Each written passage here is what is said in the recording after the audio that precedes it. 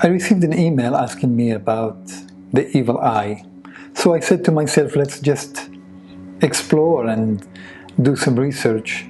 Throughout my childhood, I heard some version or another of the evil eye. Some people believe in it very strongly, and it's the very conductor of their life. Nothing is done without it.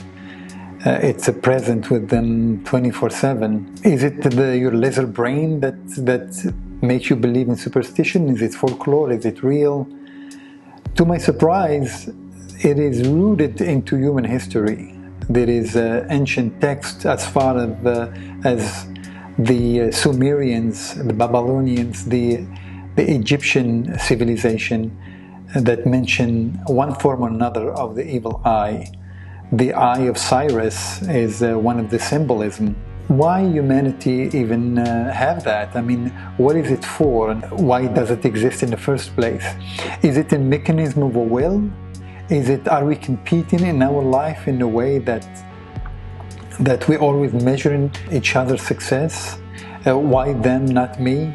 Why my neighbor has a better car than me? Why my neighbor has a hotter wife than me? Why their house is more beautiful? Are we competing with siblings? Are we competing with co-workers? It's luring up there, this dangerous evil eye that is ready to strike misfortune, diseases, and even death. Some countries, they even outcast people. They believe it so much, they outcast people that they think have a powerful evil eye on them. There is tribe of people that are also outcast. It's taken very seriously. The scientific community rejects completely this notion of the eye affecting the environment. They accept the notion of entrostation, which is the information coming from outside to the eye, just the light being reflected by the retina, and the information goes to the brain. But this extrostation, is the energy coming out of the eye, is completely rejected, which I agree with. I agree with the scientific community. I think the eye is the same as your glasses. It's just a reflection tool. But can we measure the brain waves? The answer is yes. When scientists start looking at or discovered quantum mechanics, there is one particular experiment that caught my attention, my eyes, I shouldn't say that, my eye. So this experiment is called the double slit experiment. The neutron, when it's shot through this double slit, behave like a wave. That's why they call it the wave function in quantum mechanics. But when they try to measure it, I mean, they can see the trail of the neutron behaving like waves.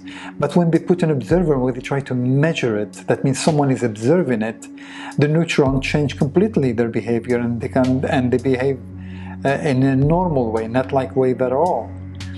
If that is true, that means every time there is an observer, there is an effect on the environment.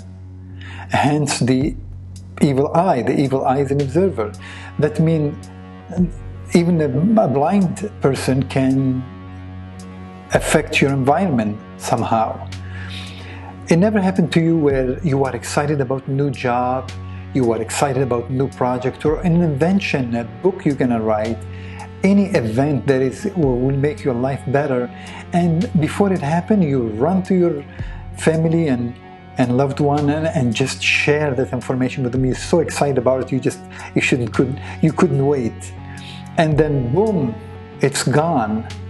It's shred to oblivious. And then you ask yourself, maybe I shouldn't have said anything until I get it in my hand. That's part of our reality. Is envy a very strong energy that can strike and change someone's fortune? Now, this envy exists because we all feel it. Everybody will ask themselves, why not me? Why them? Jealousy exists hatred exists. Those are emotions that humanity is very familiar with. But can they, if someone is jealous and they go and take an action like sabotage someone, or take a key and scratch someone's car because they think they don't deserve it, they don't deserve the new car, then that's a direct action. But indirect action, is that possible? Well, there is a suggestion that it is. So what people do to protect themselves from the evil eye? There is an unbelievable amount of ceremonies and stuff, and talisman and omen-driven stuff. I mean, it's just very overwhelming. Some of the stuff that is just an amulet, you know, with an eye in it, or the Fatima's hand, where you have the hand with the eye on it.